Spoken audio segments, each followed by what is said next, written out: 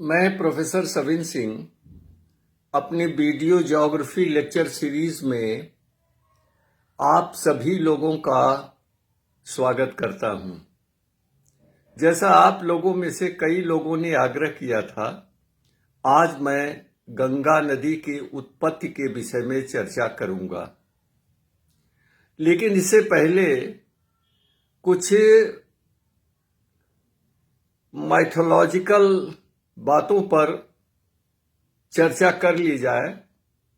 कहा जाता है कि पहले गंगा नदी धरती पर नहीं थी, राजा भगीरथ इसको लाए। कैसे लाए? अपने पूर्वजों को शाप मुक्ति से मुक्त करने के लिए उन्होंने ब्रह्मा जी की घोर तपस्या की और ब्रह्मा जी ने प्रसन्न होकर के अपने कमंडल से गंगा जी को धरती पर जाने का आदेश दिया। और जब गंगा जी ब्रह्मा की कमंडल से निकल करके नीचे उतरी तो उन्होंने विकराल रूप धारण कर लिया। प्रलय की आशंका हो गई। तब राजा भगीरथ फिर गए शंकर जी के पास और शिव जी की घोर तपस्या की और उनसे आग्रह किया कि प्रभु, गंगा के इस विकराल रूप को कम करिए, नहीं तो पृथ्वी पर धरातल पर तबाही मच जाएगी। तब शंकर जी ने गंगा को अपनी जटाओं में बांध करके मंद गति से नीचे छोड़ा। फिर आगे चल करके एक राक्षस पी गया गंगा को। फिर भगीरथ ने देवताओं की आराधना की, फिर वहां से गंगा मुक्त हुई। फिर वो वर्तमान उत्तर प्रदेश, बिहार होते हुए पश्चिम बंगाल होते हुए बंगाल की खाड़ी में गिरती है। अब इस धार्मिक बात को माने ना माने, हम मानने को नहीं कह रहे हैं, लेकिन इसकी वैज्ञानिकता को पकड़िए। इसमें साइंटिफिक जो टिंज है उसको आप पकड़िए। यानी गंगा पहले नहीं थी, गंगा लाई गई है। इस बात को पकड़ लीजिए। The river Ganga has been brought. It may not be through religious concept, religious factor, but it is because of river capture. तो गंगा नदी लाई गई है धार्मिक कारणों से नहीं, बल्कि नदी अपहरण की प्रक्रिया के द्वारा गंगा लाई गई। अब कैसे? देखिए, जब गंगा नदी गंगोत्री ग्लेशियर के सर्क से निकलती हैं, वहां से जब उनकी उत्पत्ति होती है तो सर्क का आकार क्या होता है? आर्म चेयर के अनुसार होता है, के शेप में होता है, और ये कमंडल के समान होता है, कटोरे के आकार में। अब वहां से जब गंगोत्री से जब ग्रेटर हिमालय के स्टीप स्लोप से, खड़े ढाल से होकर के नदी का जल प्रवाहित होता है तो वेलोसिटी, फ्लो वेलोसिटी बहुत हाई होती है। तो ये जो है वो विकराल रूप गंगा नदी का होता है। फिर जब ब्रेक इन स्लोप होता है, ब्रेक इन स्लोप हम लोग जियोमॉर्फोलॉजी में कहते हैं जहां तीव्र ढाल से उस पॉइंट को जहां मंद ढाल हो जाता है, that is called break in slope. तो जब ब्रेक इन स्लोप हो जाता है, यानी मंद ढाल से नीचे उतरने पर, यानी ग्रेटर हिमालय के पदस्थली से नीचे उतरने से पर उसकी धार मंद पड़ जाती है। और वो जो जटाजूट में जो बांध लिया था शंकर जी ने, वो क्या है? जब हिमालय के स्नो लाइन के नीचे से जब गंगा नीचे उतरती है तो वहां पर देवदार, पाइन के घने वन हैं। इन वनों में जल अवरुद्ध हो जाता है और उसका वेग कम हो जाता है। तो ये जो जंगल हैं, वन हैं हिमालय के ढलानों पर, निचले ढालों पर, ये ही इसको मान लीजिए शंकर जी की जटा है। जटा नहीं है, ये वन है। और राक्षस कहाँ पीता है? जब और गंगा आगे बढ़ती है तो ढाल इतना मंद हो जाता है कि नदी के साथ जो बड़े बड़े बोल्डर्स चल रहे थे वो अचानक जमा हो जाते।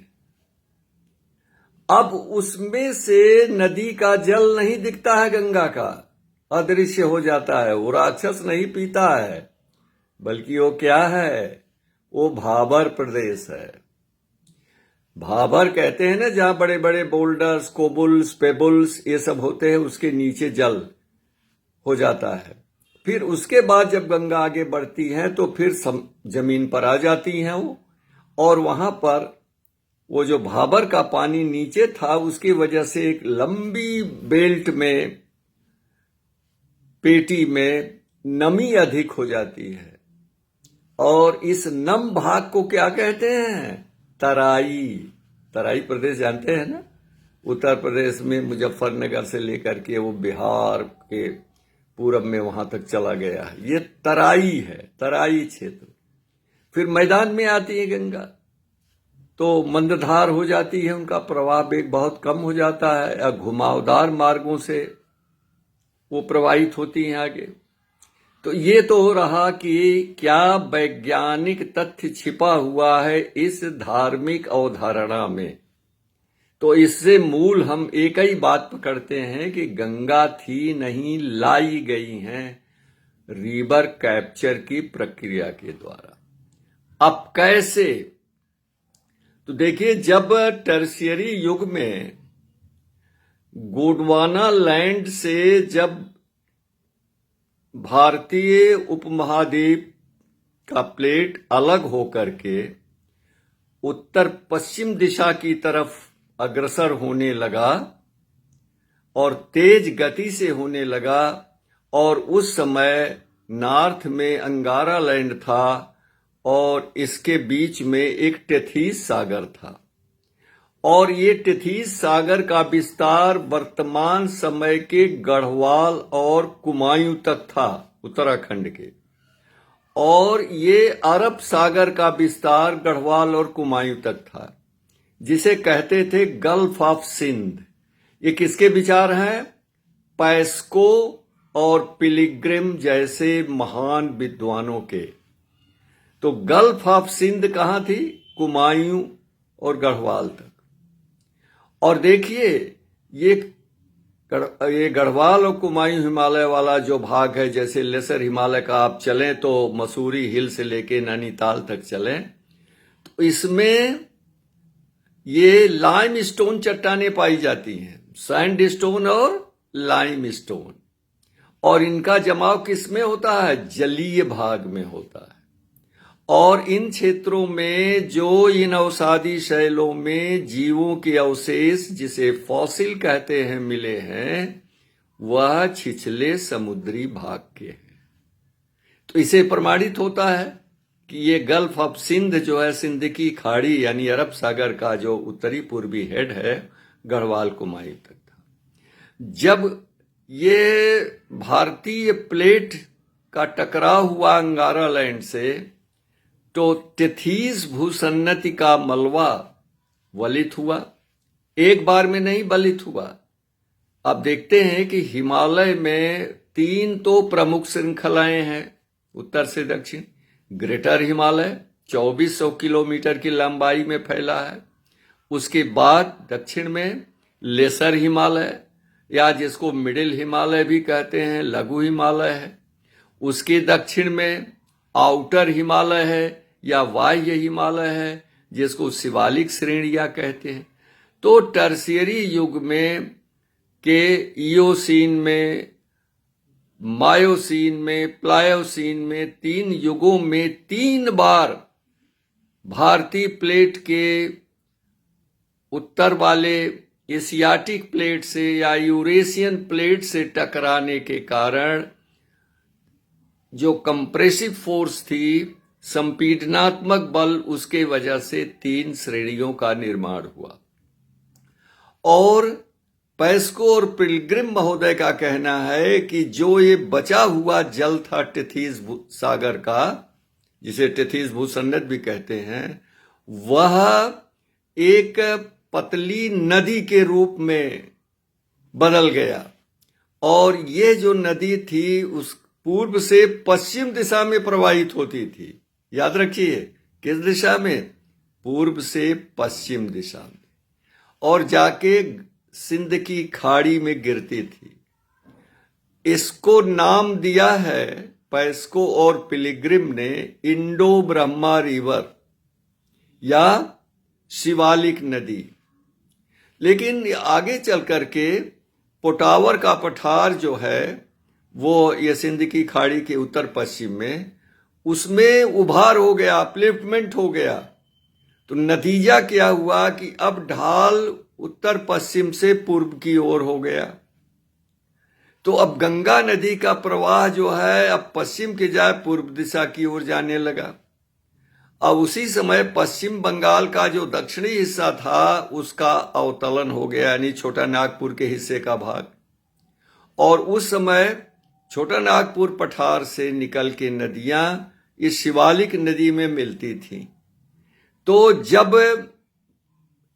पश्चिम बंगाल और ये छोटा नागपुर के पठार जो अब आजकल झारखंड में है उसका कुछ हिस्सा का जब अवतलन हो गया, सबसिडेंस हो गया, तो अब ढाल किधर हो गया? दक्षिण की तरफ। तो इन नदियों ने शीर्षवर्ती अपर्दन किया, हेडवर्ड इरोजन, और हेडवर्ड इरोजन करते करते गंगा नदी को कैप्चर कर लिया।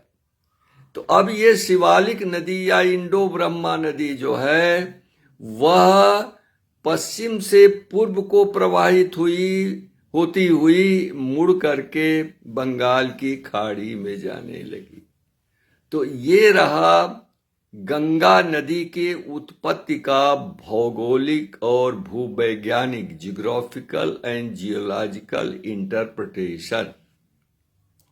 तो गंगा की उत्पत्ति जो हुई है वह टेथीस सागर के बचे हुए अवशेष जल से और नदी अपहरण की क्रिया के द्वारा। अब देखिए, गंगा नदी जब मैदानी क्षेत्र में आती है तो वो मेंडर बनाती है। अभी भी दर्जा 6 से लेके 8वीं तक के पुस्तकों में भूगोल की यही दिया है कि नदी के 3 भाग होते हैं, एक पहाड़ी भाग, मैदानी भाग और डेल्टाई भाग। तो नदी जब पहाड़ी क्षेत्र भाग में होती है तो गार जो कैनियन बनाती है और जलप्रपात बनाती है। मैदानी भाग में वो मेंडर बनाती है, और मैदानी भाग में डेल्टाई भाग में जो है कई भागों में बट जाती है, जिसको डिस्ट्रीब्यूटरीज कहते हैं या जल वितरिका कहते हैं। बहुत से लोगों को जो इस समय है उनके दिमाग में वही जूनियर हाई स्कूल लेवल पर दी हुई पुस्तकों में सामग्री उनके दिमाग में है, इसलिए वो समझते हैं कि नदी मेंडर केवल मैदानी भाग में बनाती है। नदी का जो मोड़ होता है, मेंडरिंग होती है, विसर्पण जिसे हिंदी में कहते हैं, वो 2 कारकों के द्वारा होता है, एक हाइड्रोलॉजिकल फैक्टर और एक जियोलॉजिकल फैक्टर। जियोलॉजिकल फैक्टर में टोपोग्राफी आती है, फॉल्ट्स, लिनामेंट और फ्रैक्चर आते हैं। तो टोपोग्राफिकली कंट्रोल्ड मिएंडर्स ये कहां पर होते हैं? पहाड़ी क्षेत्रों में। तो जनाब, नदियां मिएंडर पहाड़ी क्षेत्रों में भी बनाती हैं, जहां ये मेंडर जो नदी में घुमा होता है वो फॉल्ट्स, लिनामेंट और चट्टानों की कठोरता या कोमलता के द्वारा निर्धारित होती है। जैसे बिग बेंड विश्व प्रसिद्ध है, किसका है? यांगटीसी कियांग नदी का, चीन में बिग बेंड। और ये हमारे यहाँ भी जितनी हिमालय से निकलने वाली नदियां मैदानी भाग में आती हैं, जैसे काली है, गंडकी है, कोसी है, तिस्ता है, ये भी मेंडर बनाती हैं।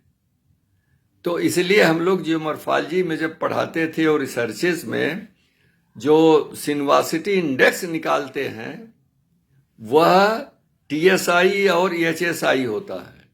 टोपोग्राफिक सिनवासिटी इंडेक्स 100% है, इनमें अगर TSI 70% आया, HSI 30% है, तो विसर्पण मिएंडरिंग किसके कारण हुई? टोपोग्राफी फैक्टर के कारण। लेकिन अगर TSI 25% है और HSI 75% है, यानी मोर देन 40% है, तब ये जो है जलीय कारक के द्वारा हाइड्रोलॉजिकल फैक्टर के कारण ये मिएंडरिंग हुई। ये रहा। तो ये अपने ज्ञान में पढ़ेंगे तब न आगे बढ़ेंगे। जब पढ़ेंगे ही नहीं तो जूनियर हाई स्कूल की बातें दिमाग में अब भी भरी पड़ी हैं। अरे जनाब, अभी भी मैं कम से कम रोज देखिए 10 से लेकर के 1:30 बजे और 4:30 से 6:30, कितना हो गया? 5.5 घंटा पढ़ता हूं और लिखता हूं 80 बरस के उम्र में। तो गुरुजी लोग, आप विद्यार्थियों को दोष मत दीजिए, आप भी पढ़िए और सही ढंग से पढ़ाइए और कक्षा में जाइए। अब तो जमाना ये आ गया है कि पहले गुरुजी लोग शाप देते थे विद्यार्थियों को, अब तो विद्यार्थी शाप दे रहा है गुरुजनों को। मैंने कानों से सुना है शाप देते हुए। नमस्कार।